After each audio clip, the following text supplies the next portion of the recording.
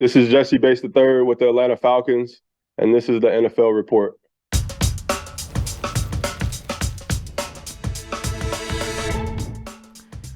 Welcome into the NFL Report. And when you're a guest on the NFL Report, you know what it gives you, Steve? It gives you another pick the next week. Jesse Bates with another interception for those Falcons as they take down the Jets. How about that? We have a Monster Monday for you. Stacey Dales was in that locker room at Lincoln Financial Field, the visiting locker room for the San Francisco 49ers, getting their revenge, as we've all talked about it this offseason. Also, Bridget Condon will join us as she talks about the Rams potentially being not just a playoff team, but a potential threat if they get into the postseason. Also, it's a Monday, so it's a Jeff Chadilla first read Monday. We're going to have a lot of MVP talk. 2 MVP contenders, Steve, in the conversation. We're at Lincoln Financial Field, and one of them thrived. Roll it, LC.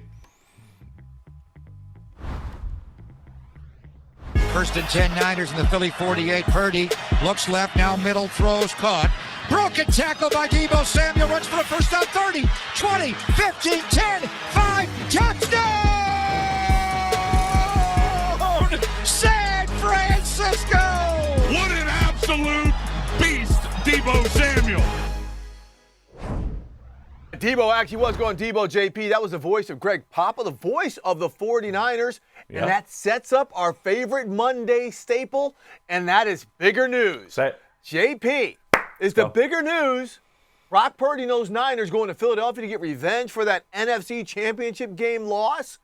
Or did it come at Lambeau Field when Jordan Love exacted revenge on the Kansas City Chiefs, who made his mom sit in the upper rafters at his first start a couple of years ago in KC? I will tell you a couple of things about Jordan Love and why that is important about Arrowhead. That's called a small tease. But also, I will tell you and start off with the 49ers win is bigger news because it was in conference. These are the top 2 teams vying for that lone bye. And that number 1 overall seed, the Eagles were in control of it, and that takes a hit with the 49ers going in and playing the way they played. But I bring that up, Steve, playing the way they played, because I think that's the biggest part of this, the statement that they made. All offseason, with what happened in the NFC Championship game and not having any quarterbacks, I believe was perceived as almost bitterness. From Deebo Samuel, Super Bowl week, all the way through the offseason, and it was almost like the Niners are bitter. After they went out and did that, it's almost like, no, the Niners were confident. And now they have every reason to be extremely confident. And I think if you're in that locker room with the San Francisco 49ers, you're right now sitting there going, you know what? If they don't get the number 1 seed and we have to go back to the link, we took care of business once already there this year. That's no problem. If they have to come to Levi Stadium, obviously, that's not a problem for us either. I believe the confidence that was gained by the San Francisco 49ers and the manner in which they played, the physicality in which they played against a really physical defensive line the Eagles have. I just look at what they're doing right now, Steve. And since they had that 3-game losing streak, you know what ends up going and happening? They've gone 4-0 with a plus 85 point differential. This team is on fire, and this was a statement win. Yeah, James, all you heard from Niners players after that game was bang, bang, Niner gang. We came up to the link and handled business.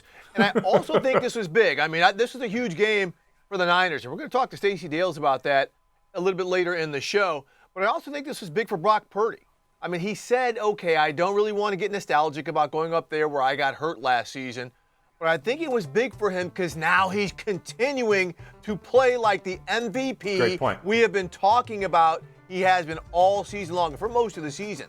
He had such a fantastic game, spreading the ball all over the place to his playmakers, and they put so much stuff on film for everyone else to look at. I mean, they were spreading the ball all over the place.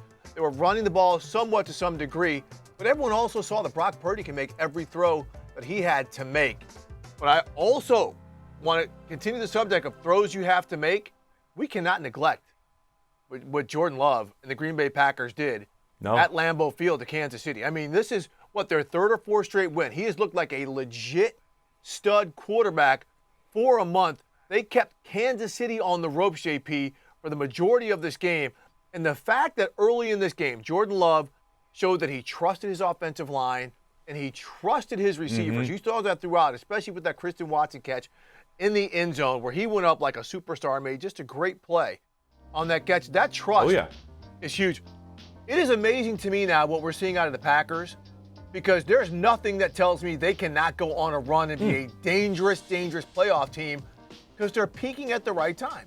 Young players now are showing up. They've grown up together, James, and there's always that team every year that you don't want to play in mid to late December. I think the Green Bay Packers are that team.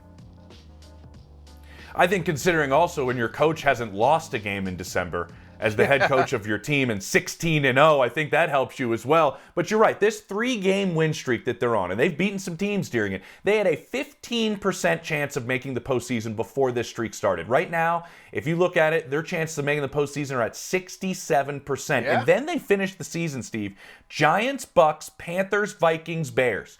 They have a very realistic chance of being a playoff team now. And I love the way Jordan Love played. He was decisive.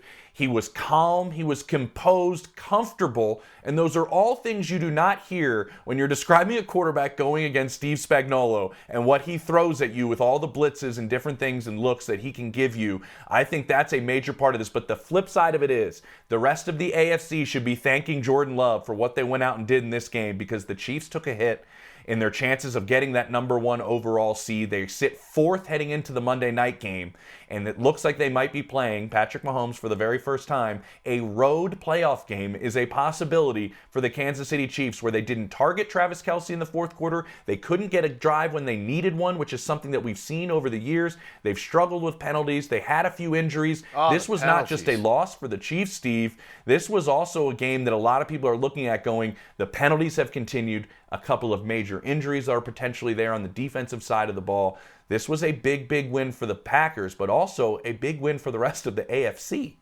Yeah, 1,000%. And speaking about the AFC playoff picture, JP, that leads to our next bigger news. But before we get there, Mike Tomlin's got a few choice words for us. Oh, always. You know, that was a horrible day at the office. We didn't do much right in that game, to be quite honest with you. And so we got to own that, obviously, starting first and foremost with me. Just losing football really was, you know. We're highly penalized, some pre-snap penalties, some operational penalties, bad snaps, just JV football in a lot of ways. That's kept it 100. He kept it 100 right there, Mike Tomlin, after they got smashed by Arizona in a game that took 16 hours to play because of multiple weather delays. But JP, that leads to a bigger news. Cleveland lost. Pittsburgh lost. The Cincinnati Bengals have yet to play on Monday night. We record the show on Monday afternoon. And the Baltimore Ravens had a bye. Beginning of the season, or actually just a couple weeks ago, we're talking about all 4 AFC North teams going to the postseason. But JP, that's not looking likely. So bigger news. Only one team from the AFC North makes the playoffs, or 3 teams from the AFC South get into the postseason. I'm going to say bigger news that there is a chance right now with what the Colts did and what the Texans did that 3 teams potentially from the AFC South could be in the playoffs. That is bigger news. This division has been a laughingstock for the last several seasons. I could go back maybe further than that in terms of its really, what do you think, Steve? Respect around the league as a division top to bottom. But what I'm seeing from the 3 teams that could potentially be in. You know, Jacksonville sitting number 1 overall in that division. Then you have the Colts sitting 2nd, and you have the Texans sitting 3rd. These 3 teams score points, and that has been an issue in the NFL this season. All 3 of these teams score points. They sit right now, Colts 8th, Texans 9th, and Jags 10th in terms of scoring in the NFL. When you look at the 2 teams trying to get in, behind the Ravens in the AFC North with the Browns and the Steelers, they're 18th and 28th in scoring. I just look at the Colts find a way to put points on the board. Shane Steichen's doing a brilliant job. They don't hurt themselves. They find ways to win. And then late in games, the Texans, they blocked 2 punts. They won a game with like 11 field goals over 50 yards once this year. So I also look at the Texans, the way they play late in games. With C.J. Stroud being at that game this past Sunday, we'll talk about it. They're never out of a game. And as aggressive as they are downfield, they find ways to do that. I think the Jags are that way too, because they went on a run at the end of last year. They almost won in Arrowhead in the postseason. They can go on a run again. They have the talent to put points on the board. So that's why I think that is bigger news, because these teams score. Well, let's call up the AFC playoff picture. Let's look at the schedules of the 4 teams leading the divisions. I think the bigger news comes from the AFC North only having 1 team. Okay? And we're seeing right now the Ravens, and they still have a murderer's row. They've got the Rams at Jacksonville, 49ers, Miami, and Pittsburgh. It's not easy for them, but they're still going to win their division because every other team in that division's got quarterback issues, and that's why those other teams are going to drop out. JP, I'm going to say, and here's another reason why I think it's bigger news than the AFC North. We're thinking about all of these quarterbacks, and we're saying to ourselves, okay, if we had Joey Burrow healthy, if we had Deshaun Watson healthy, those teams are legitimate chances to win the AFC. Are you honestly telling me, outside of Houston, that Gardner Minshew and those Colts that you talked about, or maybe Jacksonville, but do any of these teams have a legitimate shot to knock off the Dolphins or the Ravens or the Chiefs?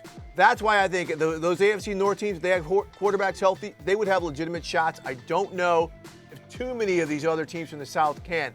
Also, by the way, JP, as we get ready to get out of this segment, the AFC Championship, it's going through Florida, baby. You saw those schedules there with the Jags and the Dolphins. It is going through either Miami or Jacksonville. You talk about Patrick Mahomes has never played a playoff game outside of Arrowhead. That is going to happen this year.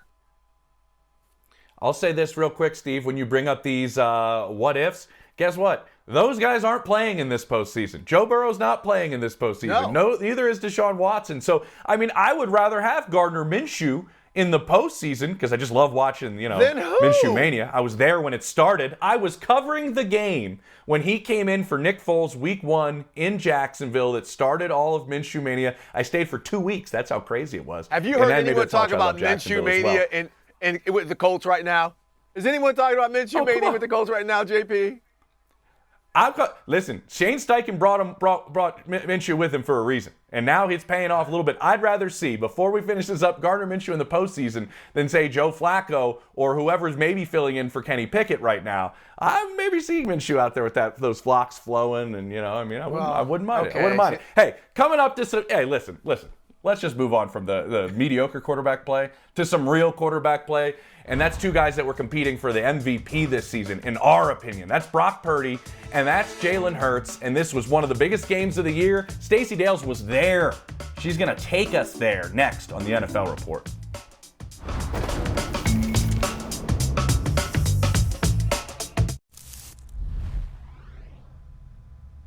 That felt like a monumental football game.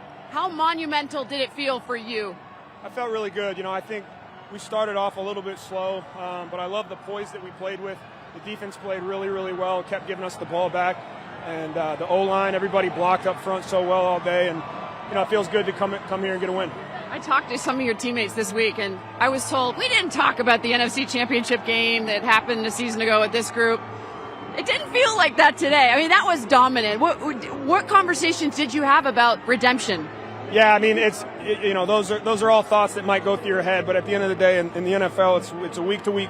This is a completely new year. That's a really good football team, and they're going to continue to be a really good football team. So for us, it's just about living up to our potential and what we know we can do. All right, that was NFL Network Stacey Dales with Niners running back Christian McCaffrey after the 49ers dragged the Eagles. James Palmer, we are now joined by Stacey Dales, and Stacey, this is why you're such a great reporter. Because you were not buying the BS that he was telling you, how they were not talking about this game beforehand with all of the woofing. Yeah. How important was this game for the 49ers, Stace? Yeah, Debo waving at everybody. It was really – yeah, right? It was so interesting watching Debo run off the field, by the way, and Brock Purdy. They were so pumped. I remember when Christian McCaffrey guys walked up to me, I was caught up in the moment, and I started cussing, to be honest with you. And I go, "Oh my God, I'm so sorry!" And I pushed my mic away, and he goes, "No, He goes, "No, it's good, it's good." And he's so even keel on camera, Christian McCaffrey is. But what a performance! 6 touchdowns in that game by the Niners. George Kittle, when we were in the scrum in the locker room, James and Steve, and it's great to be with you. I flew back this morning. He said, what a lethal stadium to play in at Lincoln Financial Field, and that couldn't be more true. How about the Niners coming in? They were the favorite, but they'd won 3 in a row. It's now 4 in a row, and really a dominating performance on both sides of the football. But it meant something bigger. To your point, as you teed me up, Steve, listening to Christian McCaffrey kind of downplay it a little bit, these guys were on a mission, and Debo didn't hold back, right? When he talked about calling Bradbury trash after the NFC Championship game, well, he didn't double down on that. He doubled down on that in recent comments and backed it up with this performance. His first time ever with 3 scrimmage touchdowns in a football game, 2 of them through the air. But as an offense, to respond, especially after that sideline incident with Big Dom and Big Dom. Big Dom. We got to give a shout out. I don't know, but yeah, with Greenlaw and Dom, for them to score on that immediate play thereafter offensively was substantial, and I just could go on and on, you guys. It was pretty awesome. Stacey, what I'm curious about is you being at this game. And Steve, we've all covered this league for a long time, all 3 of us. I feel like we're all been waiting for this type of rivalry.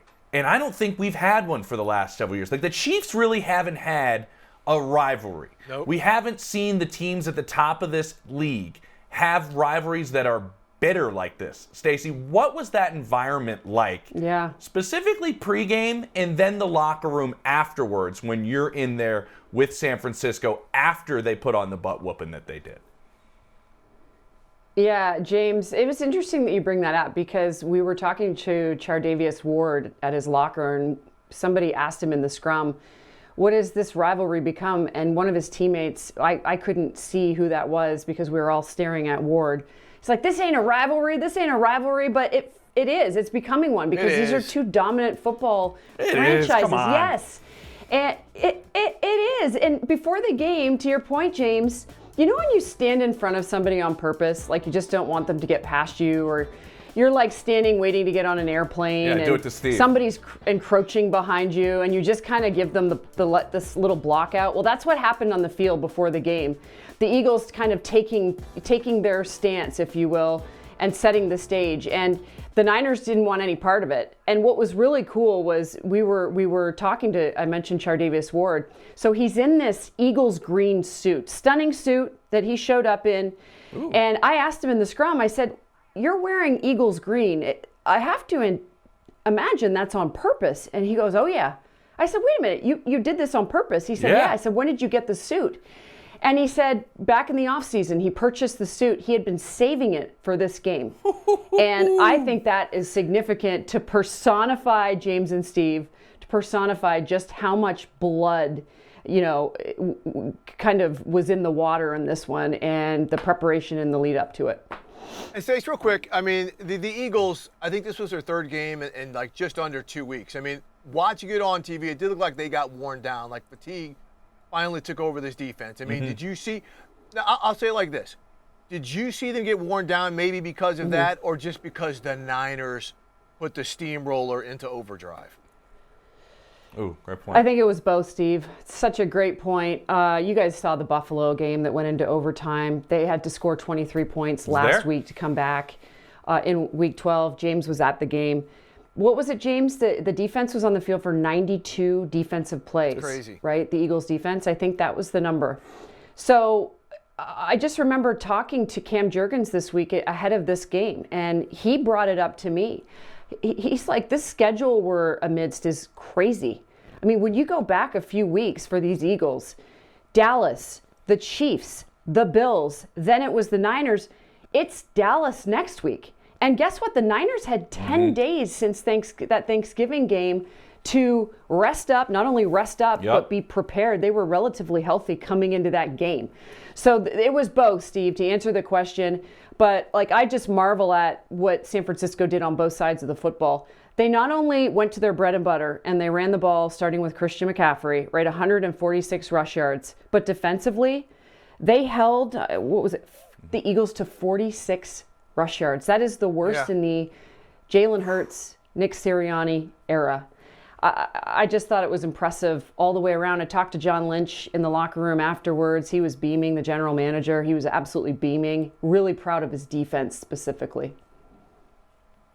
Yeah, I mean, the Eagles average 133 yards a game on the ground this season. I mean, that just puts it into context, Stace. I won't do it because I know I'd lose, but I would fight you to cover this rematch that we're hoping happens in the box are postseason. out. If the box are out, like you said, the Eagles are trying to do.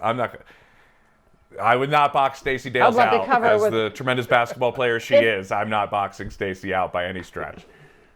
Yeah, well, wouldn't it be a dream if I got to cover a game with the two of you guys? That would be a dream. Or we could just sit around a fire in our Christmas winter sweaters and have a bourbon and talk amongst ourselves. That's what's up. And you guys can holler at me on Game Day Preview on Sunday morning. Yeah. All right, Stace, we love you, girl. Thanks so much. Nice plug, Steve. Love you, Stace. Love you guys. Keep up the great work. See ya. See ya. All right, JP, you were at this Texans Broncos game as we're watching Will Anderson and the Houston Texans get all after Russell Wilson. It was a big win to keep the Texans in playoff contention and put the Broncos one step back. And here's James talking to Will Anderson after the game. Will, I saw you after you guys get off the field, pretty emotional on the sideline there. Run us through that stop, that interception in the end zone, and why are you so emotional on the sideline? Man, it's just the team, man. All the hard work we put in, man. Everything that God's been putting for us, the training camp to now, man. The doubters, everything, man. We just proving everybody wrong, and we really don't have anything to prove to nobody but ourselves. And that's one thing that we focus on all week is just us doing us better and us coming out here and executing, and us just having uncontrollable strain, man. That's what Coach talked about, man. I'm just so excited right now. I'm sorry. Steve, that was the other big game, and I was happy to be there at NRG Stadium and see C.J. Stroud in person because I think Stroud's performance this season has overshadowed what that guy right there has done in his rookie year. Which is crazy. Taking third overall, one pick behind C.J. Stroud, which is nuts. But, getting a chance in the locker room to really see everything about C.J. Stroud, talk to the guys in that room, talking to Laramie Tunsil, who's been on this show with us, and I said, man, your season's been out of this world so far. Another win. He's like, it's all because of this guy right here. Stroud's locker's right next to Tunsil's. He goes, it's all because of 7. And when I had a long conversation with Case Keenum, who was dressed like Rip from Yellowstone before he was heading out of the locker room, he just said, he said, Stroud may be the best pure passer he has ever been around. He said it is remarkable that he sees everything. The first 2 drives happened. He said he came off the field telling us the coverages that Denver was in before we had our meetings on the sideline. But the part that stands out the most, and it's not that he didn't have Dalton Schultz at a tight end spot that he loves to go to. It's not that he lost Tank Dell, and then he finds Nico Collins in this game without both of those guys for 191 yards. It's the fact that he had a conversation with Nico Collins in the locker room that I was maybe the only person that saw it. The back end of the room, as they're both getting ready to leave, he looks at Nico Collins and says, hey, it's your room now. Talking about that wide receiver room now that Tank Dell's down. He goes, it's your room now. Take it over. Be the leader. I know you can play on the field. Now I need you off the field and in the room. If that doesn't show you what C.J. Stroud brings to the quarterback position, not just between the white lines, but everything he brings to the position that teams die for, that's an instance where you saw the leadership. And JP, that doesn't work unless you're playing well, right? There are quarterbacks or players on losing teams or who aren't playing well who could say that, and dudes are like, man, what are you talking about? But because he's playing well, it resonates. I mean, really, it has to hit. Bobby Slowick, the Texans offensive coordinator, when he was on the show a couple weeks ago, talked about that leadership and how it really is contagious through that locker room because he's the one where it's ground zero with him. But I also want to get to you that interview you did with Will Anderson, fantastic.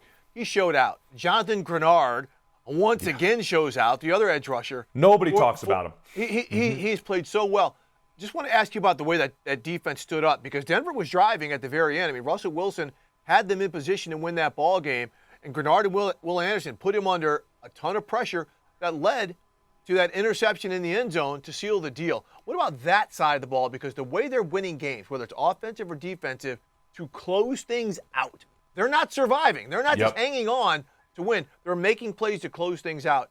Seeing the defense perform like that against a good opponent, James, had to be something that makes you think like, okay, these guys are legit. They're several years ahead of schedule.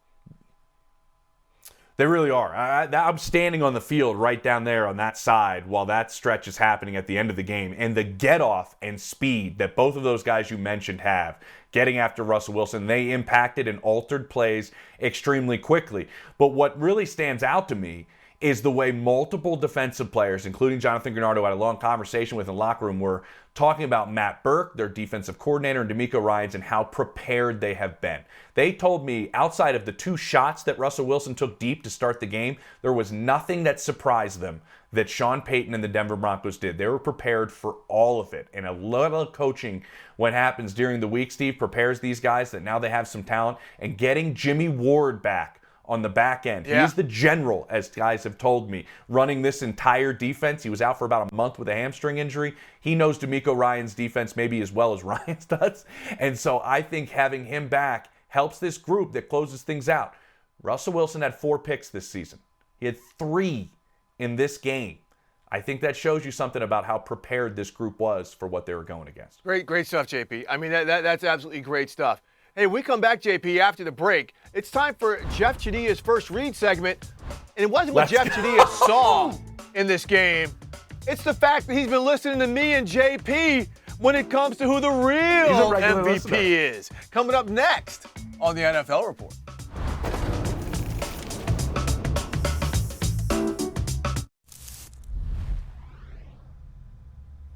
We're back at the NFL Report, and it is time for our fantastic Monday segment with Jeff Chadia. It is Jeff's first read segment. You can read the article on NFL.com/first-read. Jeff, I loved this week's column because you revisited the MVPs all the way through. And why don't you tell us who's number 1? Because, frankly, it is difficult for anybody to argue with that at the moment. It is. It's time for Dak Prescott to get his flowers. And I know that everybody keeps waiting for the other shoe to drop with Dak. Everybody keeps waiting for the big picks to come or the wilting in the big game moments. And you got to respect what he's done over the last 7 games. 21 touchdown passes, 2 interceptions. Josh Allen's not doing that. Lamar Jackson's not doing that. Patrick Mahomes is not doing that. He's playing better than any quarterback in the NFL. And we've seen what that's meant to this offense, to this team. And right now, with the Eagles coming in with a whole bunch of defensive problems the last couple of weeks, you have to wonder, is Dak Prescott going to finally get his MVP moment, his signature win in this season? So I love what Dak is doing. He deserves to be on top right now. And if he keeps this rolling, he's going to get this award.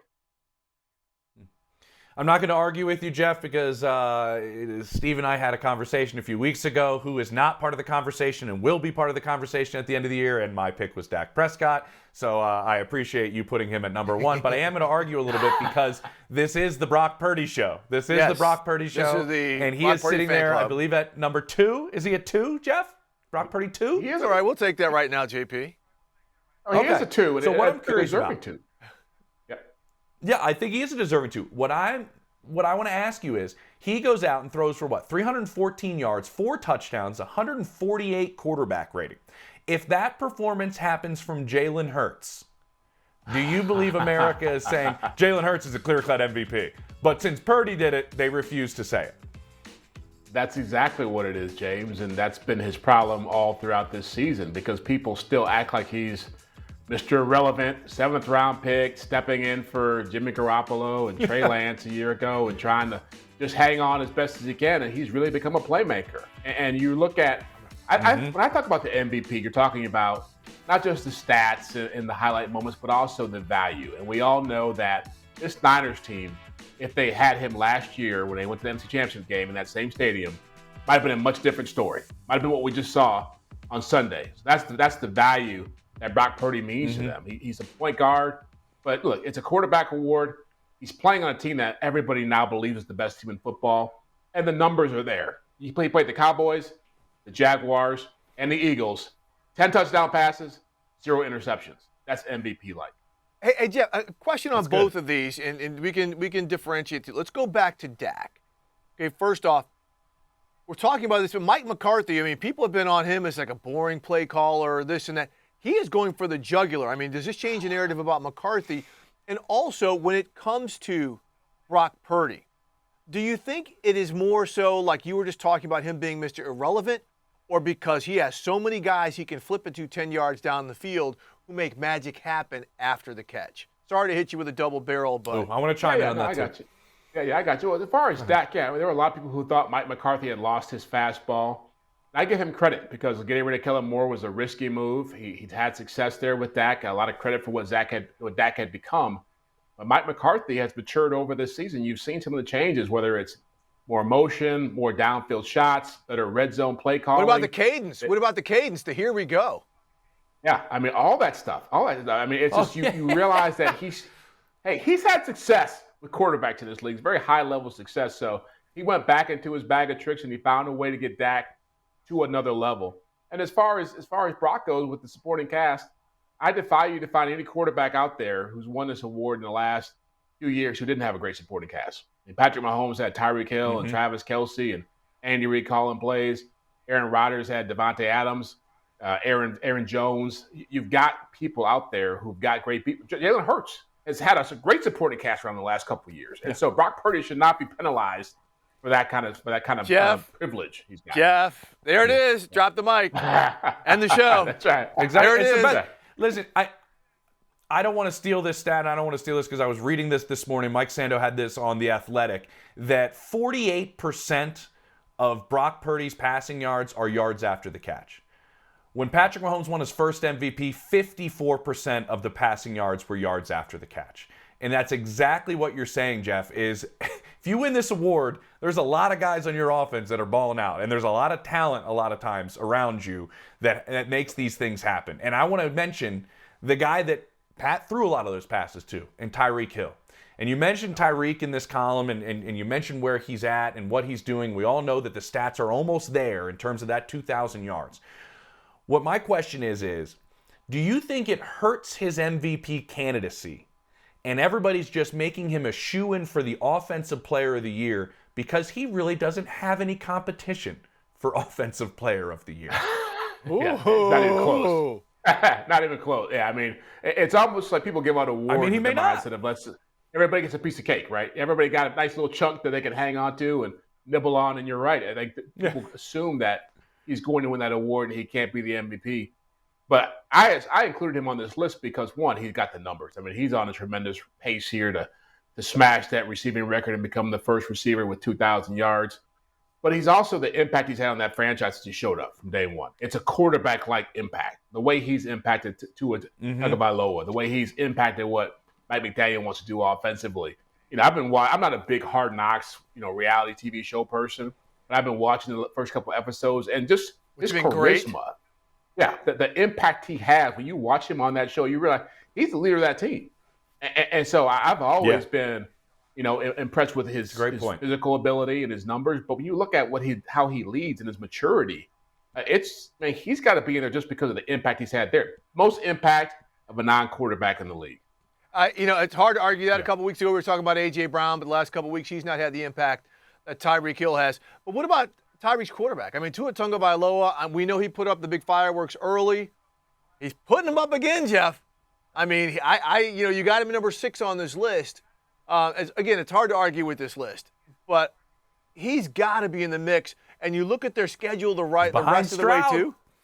You look at his schedule the rest of the way. He's got Baltimore and Dallas to prove the big games against. But Tua seems like he can very much walk away with this when all is said and done. Because Jeff, I also said this: the AFC is either going through Miami or Jacksonville. Yeah, and really, who gets the top seed is going to play a role in this.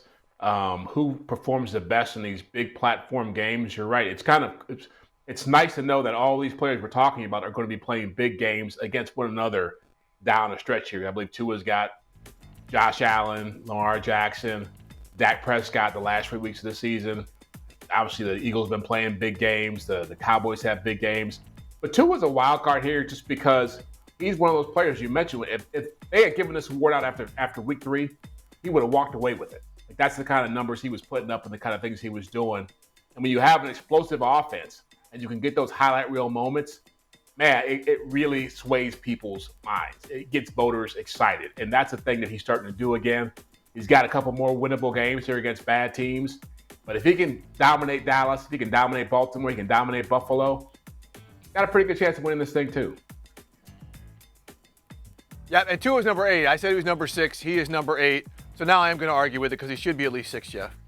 That's right. You like everybody. Hey, it seems like a parent. I'm not going to argue with who's number good. Oh, no, number 2 is I'm not my going to guy. argue with who's number 6 because Lamar is number 6, and he deserves to be right in this conversation as well. And Jeff, who's going down? What do you think's better? Now, exactly. This is my point. Yeah, what I do like you the think's list. better for the league? That we don't really know, and the list is this deep? That's a great Because question. you mentioned the top of the column. We're not having that dominant season like we've seen from Aaron Rodgers of late, and we've seen from Patrick Mahomes of late. Mahomes is having a down year. What's your thought on what this means for the league? Does this make the league more competitive in people's eyes, or do they want to see that dominant performance in a season? Well, look, I live in Kansas City. You guys know that. And I always hear people talk about Patrick Mahomes as the face of the league. And I've always said, as long as I follow this league, it's never been one face of the league. You know, there's always been multiple faces. And I think you want to have a league where you go into different markets and you have different stars that resonate with people. And so what you're seeing is a transition away from, there's a vacuum here with Tom Brady being gone and Peyton Manning being long gone, Roethlisberger, Drew Brees, all these big name guys. But now it's an opportunity. And so I think it is exciting to see all these young guys stepping up and showing themselves, improving themselves. You know, watching the Packers-Chiefs game last night, I was telling people around here that don't sleep on the Packers because when you have a young team, just like with the Texans, you don't know when that confidence is going to kick in and when their star players are going to start realizing we are stars and we can do star-like things. And so I think what you're seeing is a lot of guys in this league starting to recognize that, hey, why not me? Why can't I be the next great superstar who dominates this league? I love that. I love it. I think that's fantastic because you do have the man down in Houston sitting at number 4 in C.J. Stroud, but Jeff says he cannot win the award. It just doesn't go to rookies. So he'll just have to settle for the runaway rookie of the year, I guess, down there in Houston. Yeah. Hey, he's been phenomenal, and he might be one of the new faces of the league. Jeff Chadilla is a face of the NFL Report. Let's just say that. Man. He's a face of the NFL Report. Appreciate it, man. You got a smile on your face, unlike those guys in that ballroom when they found out that they were going to play Alabama. They weren't smiling too much. Here we go. They wanted Florida State. Here we go. Let's don't worry about Mercer. Worry about Steve's Mizzou Tigers. We're about to talk about that. Well, we can't play off. We can't play offense with 10 guys, but we're going to try to do it in the bowl game. That's Jeff Chadilla. Read his first read column, and coming up on the NFL Report, Bridget Condon joins us with the surging Rams. Not just are they playoff contenders, but if they get there, are they dangerous? Bridget's going to tell us that next on the NFL Report.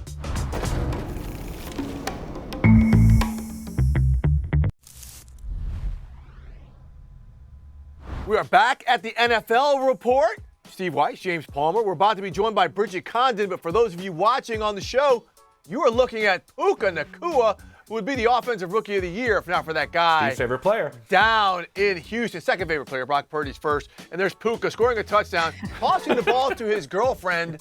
She drops it the first time, but he gives her a second chance to recoup.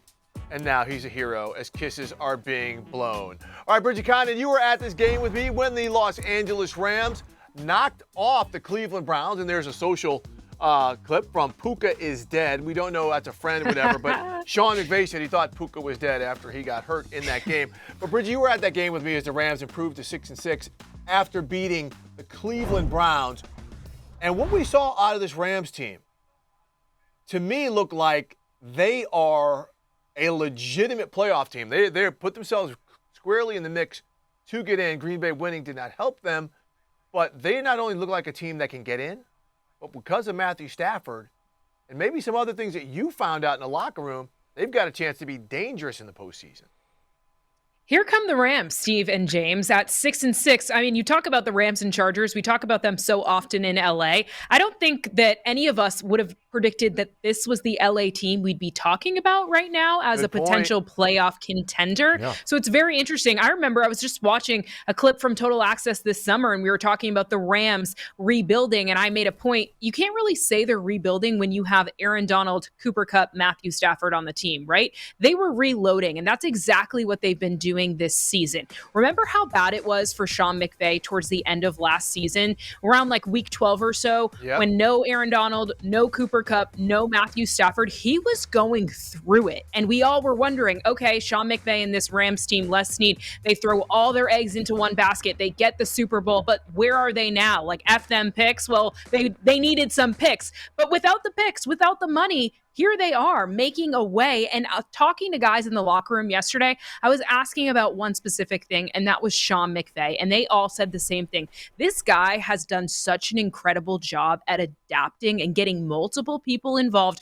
Who was talking about Puka Nacua 6 months ago? I wasn't. I don't know if you guys were. Maybe DJ was, but that's about it, right? Like, they have made these guys, they have made these guys into stars, and they've worked with what they have on their team. And it's honestly incredible what they've been able to do. And they didn't just beat any old team. The Browns defense is very good. Yes, Joe Flacco is their 4th starting quarterback of the season, but he didn't have a bad game. They went out here and they won. They weren't just playing to not lose, if that makes sense. And so many people are saying it's because Sean McVay has the belief in him.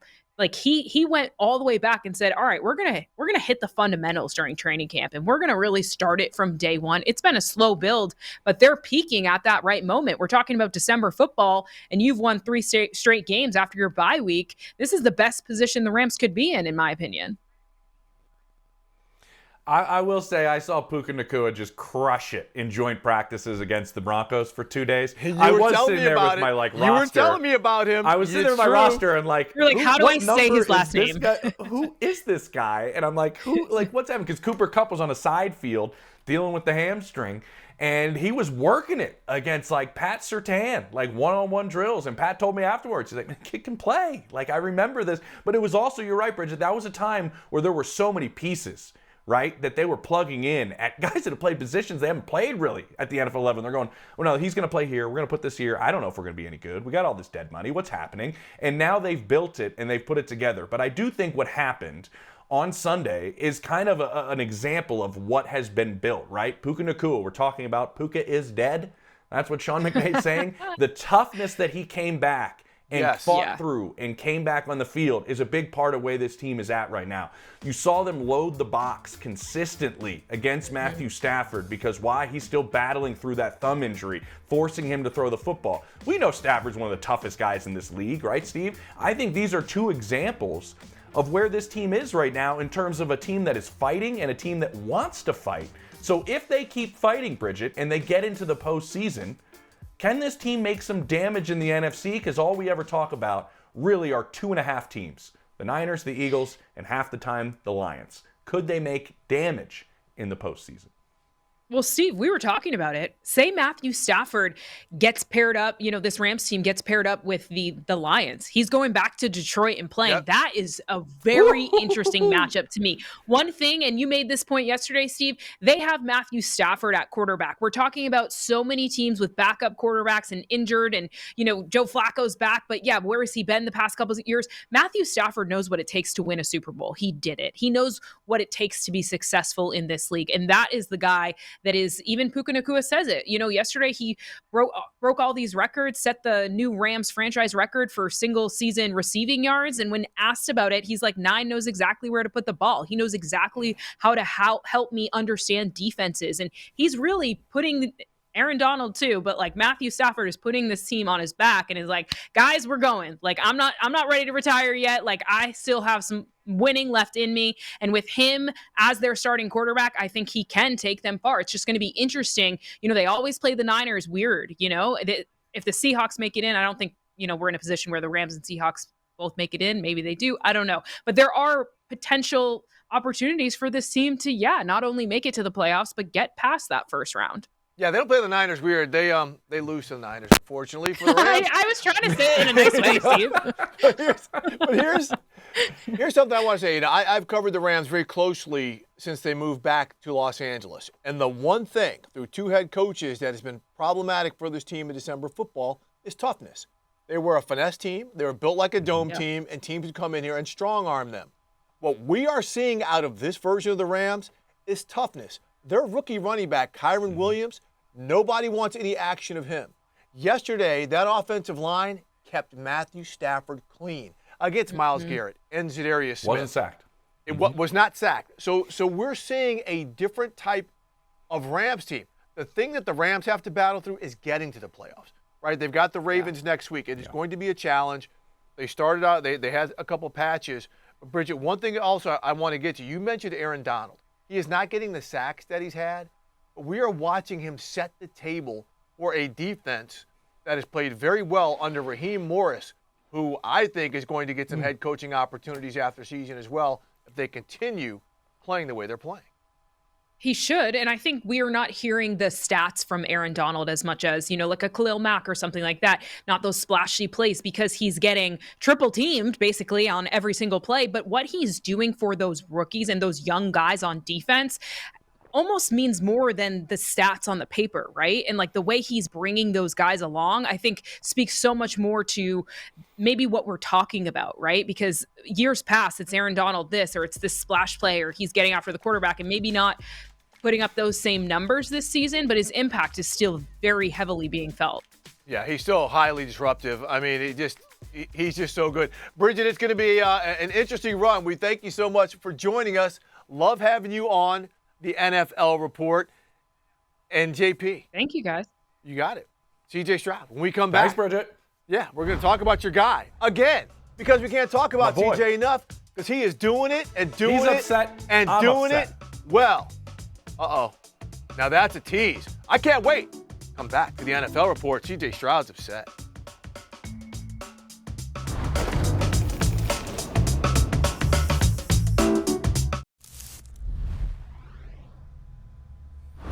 All right, we're back to wrap up the NFL Report. And JP, as we do on Mondays, we like to bring attention to things that happened on Sunday, or maybe in this case, happened Monday morning in response to something that happened on Sunday. Okay, as we saw, the Miami Dolphins beat the brakes off the Washington Commanders. A very good reporter in Washington named Grant Paulson tweeted, I'm reading his tweet, "This is one of the coolest plays I've seen live. I cannot stress how bad this throw was and how amazing this play by Tyreek Hill is.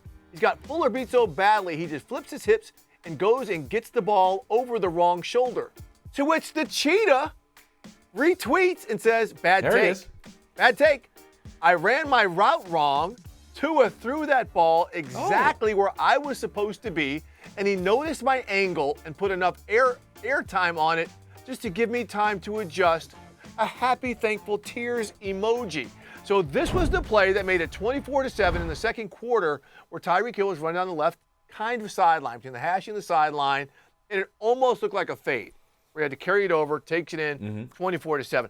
I want to recognize it because players, we appreciate this. Sometimes us reporters who think we're smarter than we are make wrong assumptions. And that's what happened here.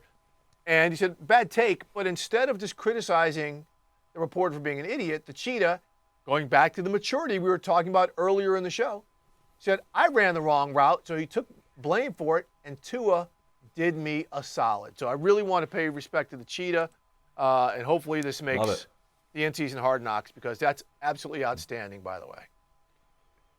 Yeah, I love it. And we'll get in depth on it at some point, but I do love how he was able to adjust, track that football. He's maybe one of the best trackers of a ball in the air we have in the NFL. And that dates back to a specific game that he used to play as a child that Tyreek Hill told me once, Steve. He said, the reason I can track a ball in the air so well, he told me this years ago, is because I used to be a pitcher during kickball, and I'd roll it in, and then I'd backpedal out, and I would try to make the play anywhere on the field. And he would just track the kickball everywhere. And no lie, he says that's why he's great at tracking a football through the air as well. My lost headline is the game that I was at down in Houston, which was phenomenal, and came down to the final play of the game where Jimmy Ward picks off Russell Wilson in the end zone. I'm on the field, Steve. It's loud, but it could have been louder. Throughout that game, up in the press box at NRG Stadium, which is in the sky somewhere, about 70,000 feet above the earth, I'm looking down at countless empty seats and a boatload of orange jerseys. Speaking to people within the Texans organization while I was there throughout the pregame, postgame, they are not happy, specifically their quarterback, who's been very diplomatic about it, with the attendance of the Houston Texans, I Oh, guess boy. I could say faithful or maybe unfaithful. I can say that I covered this team for 2 years living in Houston. Houston fans can be fickle. They are notorious for being late, whether it's the Astros or the Rockets or the Texans. But everything you have been through, you now have one of the greatest people that have ever been a part of your organization, and D'Amico Ryan's running the show. Go see him in one of the best passing attacks in all of football with C.J. Stroud. I'm done, Steve, but you got to go watch these guys play. Let's do the podcast.